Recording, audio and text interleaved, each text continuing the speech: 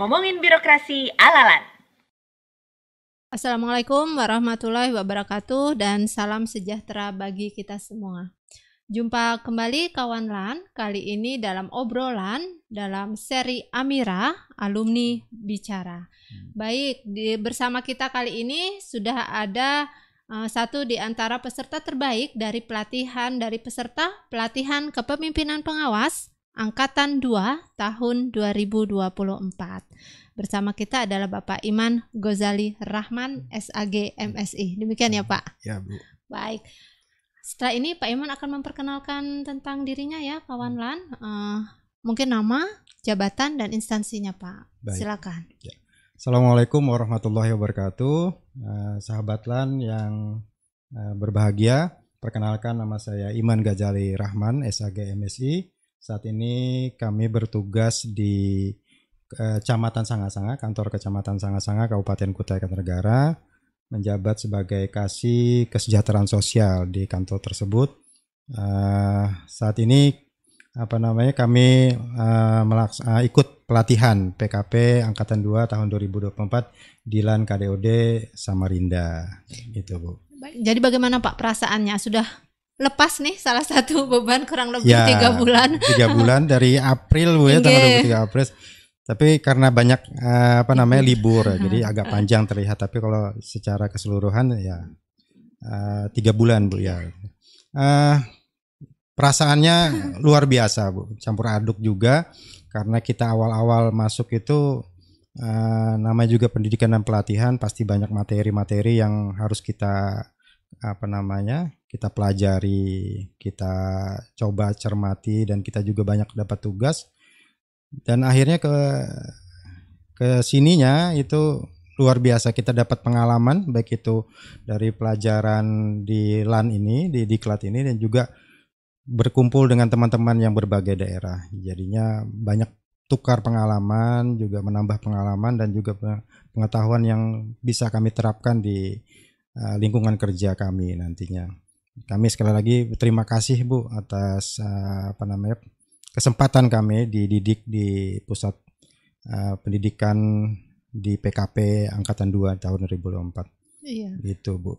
Sejalan dengan mengerjakan akpernya, mengerjakan tugas rutinnya ya Pak ya, tentu saja menjadi tantangan tersendiri dalam pelaksanaan. Nah ini memang apalagi berkenaan dengan beberapa kegiatan besar kami di kecamatan tuh, ada MTQ kecamatan, ada juga 17. Jadi betul-betul harus meminit waktunya itu kami sama tim efektif mendiskusikan ini ada beberapa agenda yang harus kita laksanakan, tetapi juga kita harus ada menyelesaikan aksi perubahan di kegiatan pelatihan tersebut. Jadi memang ditantang betul ini kami kemarin itu. Ternyata juga teman-teman begitu juga, saya diskusi dengan teman-teman, ternyata memang untuk yang kegiatan off kampus itu tidak semudah yang kita bayangkan. Begitu dapat kita tahapan-tahapan milestone-nya itu 1, 2, 3, ternyata dari pekerjaan dan juga situasinya juga berkembang dinamis. Jadi itu jadi tantangannya. Alhamdulillah ya Pak ya, tapi bisa terlewati semua dan sudah ada trik-triknya nih. Kayak apa sih strateginya nanti kalau ada pekerjaan yang bertumpuk-tumpuk sehingga semua dapat di-manage dengan baik. Jadi banyak diskusi dengan coach juga Bu. Ini gimana coach selesaikan ini? Ya kita laksanakan, kita selesaikan. Target-targetnya dan teknik-teknik dalam kita mengumpulkan dokumen-dokumen itu sudah diskusikan dengan coach dan teman-teman juga di kelompok. Gitu. Pak, boleh cerita dulu nih tentang apa sih aksi perubahannya, Si Mata Pejuang Sanga-Sanga. Jadi bisa diceritakan ya secara singkat. Jadi Si Mata Pejuang Sanga-Sanga ini adalah akronim dari Layanan Informasi Wisata Mandiri Bu. Wisata Kota Juang Sanga-Sanga. Jadi ini merupakan layanan karena kami juga bergerak di bidang pelayanan di pemerintahan Kecamatan Sanga-Sanga tuh, khususnya di bidang kami itu ada fasilitas untuk pendidikan dan juga kesejarahan di tupoksi kami itu. Makanya kami melihat ini sebuah permasalahan yang harus kami selesaikan karena fasilitas yang ada baik itu situs yang monumen sekarang ini masih minim fasilitasnya. Jadi kami tergerak bersama tim efektif ini bagaimana kita menyelesaikan permasalahan supaya para pelajar dan wisatawan ini bisa mendapatkan informasi walaupun tidak ada guide-nya. Selama ini kan masih manual Bu guide-nya itu. Jadi kami sumber daya manusianya juga kita terbatas Bu. Jadi ada inisiatif untuk kami membuat sebuah informasi berupa papan yang ada linknya itu. Jadi mereka wisatawan baik itu yang masyarakat maupun pelajar itu terbantu dengan fasilitas ini. Dengan hanya membarcode dia akan menerima informasi. Sementara ini memang hanya 4 dari 15 situs yang kami identifikasi kemarin itu hanya 4. Jadi ada situs Monumen Palagan yang tempat markas Kenil, ada penjaranya di sana juga. Kemudian Gedung Sandisa yang kedua. Yang ketiga itu adalah makam pembantaian, dan yang keempat itu makam pahlawan Batuah. Itu. Jadi selama ini banyak dari masyarakat sudah mulai merasakan keberadaan informasi papan informasi itu. Dari anak-anak sekolah sih biasanya kan mereka pasti ada kegiatan kurikulum merdeka. P5. Nah, penguatan profil Pancasila dan bela negara. Nah, kemarin itu kan kebetulan waktu ke SMK Muhammadiyah itu mereka lagi pengenalan siswa baru. Nah, itu sama guru-gurunya kami sosialisasi, mereka diajak ke sana sambil uji coba link kami itu. Jadi terima kasih sekali kepada dari beberapa sekolah sudah mulai antusias. Ya, karena memang sangat-sangat Kukar merupakan salah satu kota ikonnya wisata budaya itu juga ya Pak ya, dan sangat kan tentu saja sangat terkenal sejarahnya itu kan di sana sejarah terkenal dengan peristiwa heroiknya Bu di 27 Januari itu dengan perlawanan rakyat sangat-sangat, dan banyak juga korbannya. Ada yang sementara yang di makam itu ada 75. Itu satu tentara, selebihnya itu adalah masyarakat. Jadi masih kental suasana sejarahnya itu. Tetapi ini memang kami harus berusaha sebaik mungkin dari pemerintah untuk bagaimana memfasilitasi fasilitas wisata yang ada ini kita rawat dan kita lengkapi untuk kemudahan para wisatawan dan bagi pelajar biar tidak hilang dan lebih tertarik ya Pak ya untuk ke tempat wisata. Jadi bisa dikembangkan lagi ke depannya. Untuk linknya sendiri apa sih Pak isi linknya, kalau misalnya kita nyekan barcode-nya apa aja yang bisa kita dapatkan? Di dalamnya itu ada buku tamu. Sementara ini kita kan tidak tahu tuh berapa jumlah wisatawan yang ada datang ke situ ya, di dalam situs. Kadang-kadang datang orang mungkin berkunjung ke keluarganya sambil lewat lihatnya ada situs pembantaian, dia mampir situ. Nah, kita tidak tahu, makanya ada kesempatan kita untuk melihat berapa sih antusias masyarakat terhadap situs-situs tersebut. Jadi ada buku tamu, ada video tentang Palagan, kemudian yang kedua ada video tentang Sandisa. Sandisa ini kenapa ini menjadi bahan kami untuk kami tampilkan, karena itu keterkaitan dengan setelah penyerangan Palagan itu tentara Kenilnya dimasukkan di dalam situ selama berapa hari, seminggu. Nah, itu yang membuat kemarahannya, lalu diserang, lalu pejuang itu ditangkap, dibantai di makam pembantaian. Jadi yang berurut dia. Terakhir yang meninggal pahlawannya itu dikuburkan di makam pahlawan. Jadi memang itu yang 4 awal ini ya Pak ya, awalnya yang sangat kuat sangat kuat keterkaitannya lah, saling berkaitan antara satu dengan yang lainnya. Wah, kita mendapatkan informasi tambahan nih kawan tentang sejarah sangat-sangat. Nah, lalu Pak, bagaimana sih, kita bicara tantangan dulu deh. Apa sih Pak tantangan paling besar nih dalam implementasi kemarin, implementasi aksi perubahannya? Tantangannya pertama kita pengetahuan kita membuat sebuah konten tuh. Nah, itu tantangan pertama. Kita diskusikan sama tim kreatif. Akhirnya dapat ide yang hanya sederhana aja, kita pakai HP, sementara kita coba untuk membuat video percobaan. Akhirnya dapat sudah begini. Siapa talentnya Pak? Talentnya dari tim kreatif juga ya, kebetulan dia cucunya pejuang, jadi dia sudah hafal itu tentang perjalanan sejarahnya itu memang kami pilih juga untuk jadi tim kreatifnya. Kemudian yang kedua adalah tim videografernya, yang ketiga tim IT-nya, yang keempat tim yang ngedrone itu. Ya, kami semaksimal mungkin untuk bisa memberdayakan mereka semua. Tantangan berikutnya ya finansial. Karena harus membutuhkan biaya untuk membuat papan informasinya yang betul-betul ada pesan dari narasumber kemarin tuh, jangan setengah-setengah membuat papan informasinya. Kita coba untuk yang terbaik lah ya membuat Pak ya. supaya tahan cuaca. Tahan cuaca juga harus bagus. Jadi tantangan berikutnya adalah kita berusaha untuk meyakinkan kepada komunitas-komunitas sejarah. Kan ada beberapa komunitas di situ bahwa kami bukan menyaingi mereka untuk mengambil alih fungsi mereka, tetapi ini sebagai kolaborasi. Iya, kolaborasi. Mereka sebagai stakeholder. Jadi salah satunya itu kan yang jadi narasumbernya juga dari mereka. Jadi ada beberapa komunitas di sana, ada Kompas, komunitas masyarakat pemerhati sejarah, ada juga forum masyarakat pemerhati sejarah, sanga-sanga itu di anak cucu semua nih yang punya ini. Kemudian Pok Darwisnya yang berfungsi itu menjadi stakeholder kami juga. Itu. Jadi dimanfaatkan semua untuk mendapatkan informasi ya Pak ya, karena ini kan juga masih ada keterkaitannya nih dengan para pejuang. Jadi semoga informasi yang ditampilkan tentu saja bisa lebih utuh seperti itu ya Pak ya. Ya karena kami memberikan suasana ada istilahnya ide baru terhadap bagaimana kita mengelola sebuah situs perjuangan. Mereka antusias sekali dan mendukung. Yang paling penting kita menumbuhkan kembali ya Pak ya. Mungkin kan anak-anak sekarang sudah kesukaannya mungkin sudah lewat dari sejarah, tapi ini kalau bisa kita kembalikan kembali agar mereka bisa mengenang juga dan mengetahui juga sejarah kita ya Pak ya, seperti itu.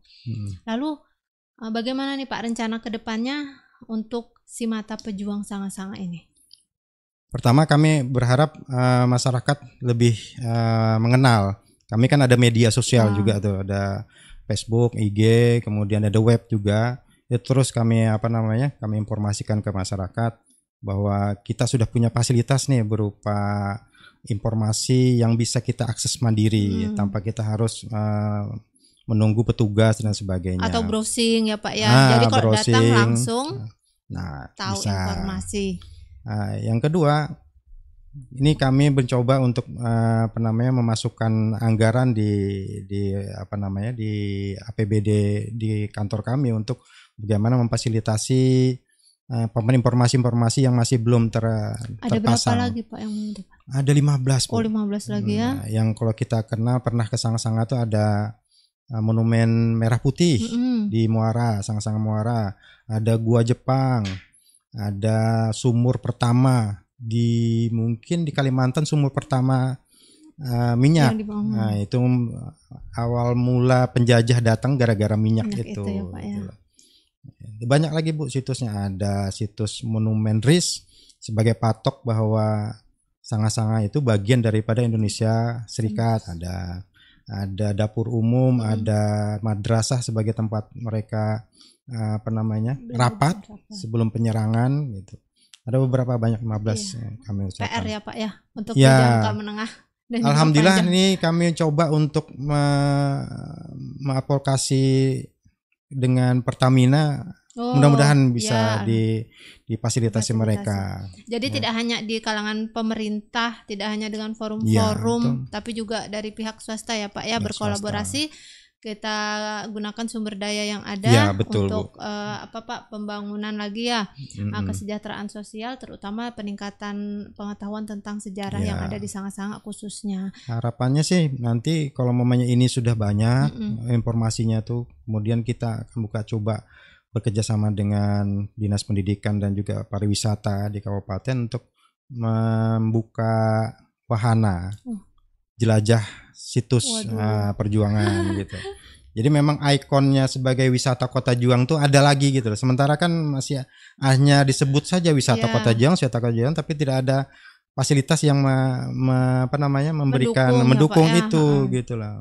Makanya kami juga berusaha nanti meyakinkan juga Dinas Pariwisata bahwa bagaimana kita bersama-sama dengan pemerintah kecamatan memberikan lagi dukungan terhadap wisata Kota Juang. Mm-mm. Kalau perlu kita ada perda dari Pak Bupati lah. Nanti ya Pak ya Ini diusahakan. wisata Kota Juang gitu. Jadi ada wisata di Muara Rakaman, yang Lingga. Ini di sini ada wisata Kota Juang. Ada wisata danau yang di Samboja. Kenapa enggak? Potensi ini kita gali untuk ya pertama bisa menumbuhkan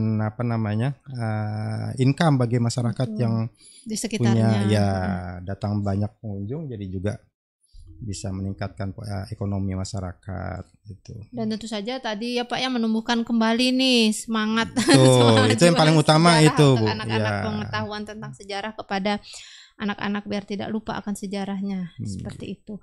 Baik Pak Iman, mungkin ada pesan-pesan untuk kawan LAN yang mengikuti pelatihan atau bagaimana sih supaya aksi perubahan kita, apa yang kita lakukan ini nanti benar-benar bisa membawa manfaat gitu ke depan.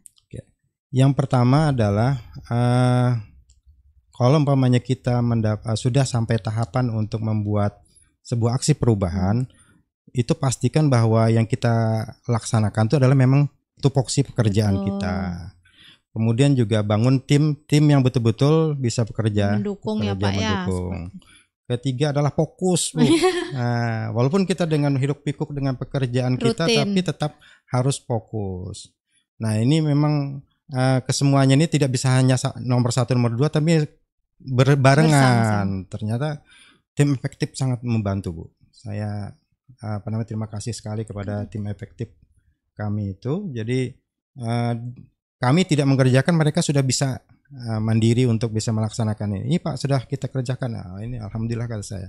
Jadi memang keberhasilan atau kesuksesan sebuah ide itu memang tidak bisa dikerjakan bersama-sama, tidak bisa dikerjakan sendiri, harus bersama-sama. Jadi bukan Superman tapi super tim ya Pak ya.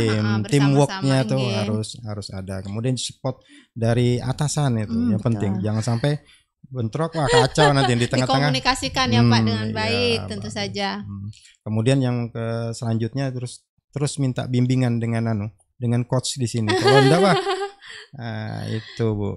Itu dan kolaborasi ya Pak ya. Kolaborasi karena dengan kolaborasi tentu saja kita bisa membuat tujuan kita, capaian kita bisa lebih besar lagi ya Pak ya, seperti itu karena adanya bantuan-bantuan dari pihak-pihak lainnya, stakeholder kita itu. Jadi yang ditinggal juga stakeholder kita nih ya. Dari lurah itu walaupun hanya dukungan silahkan, tetapi juga kita dukungan mereka sangat kita perlukan dari camatnya, dari lurah-lurahnya, karena itu wilayah mereka. Kan. Jangan sampai masyarakatnya enggak tahu tentang kegiatan kita, wah kaget. Masyarakat yang harus paling tahu dulu, apalagi masyarakat kecamatannya ya Pak ya, masyarakat yang akan menikmati langsung layanan kita itu. Jadi kan bisa langsung nih penikmat pertama lah, setidaknya harus tahu duluan adalah masyarakat di sekitarnya. Makanya nanti kan waktu yang bisa pindah itu yang skeptisnya jadi stakeholdernya di kuadrannya Pak ya, di apatetik bisa pindah menjadi mendukung. Nah, itu kita yakinkan betul-betul pindah tuh mereka. Bagaimana cara komunikasinya kan Pak, nanti bagaimana cara mengkomunikasikannya biar mereka yakin nih bahwa aksi perubahan kita bisa bermanfaat bagi mereka. Itu Pak Iman. Oke Bu, terima kasih juga ya sama-sama, terima kasih banyak juga Bu. Terima kasih kawan LAN. Ini tadi sharing pengalaman ya dari Pak Iman dengan aksi perubahannya Simata Pejuang Sangat-Sangat. Layanan informasi wisata mandiri Kota Juang Sangat-Sangat. Semoga dapat menjadi pencerahan bagi kawan LAN ya. Sampai jumpa kembali di sesi Amira selanjutnya. Kunjungi Kota Sangat-Sangat sebagai wisata Kota Juang. Kunjungi Kota Sangat-Sangat. Sampai jumpa kawan LAN. Assalamualaikum warahmatullahi wabarakatuh. Waalaikumsalam warahmatullahi wabarakatuh. Makasih banyak Pak Iman.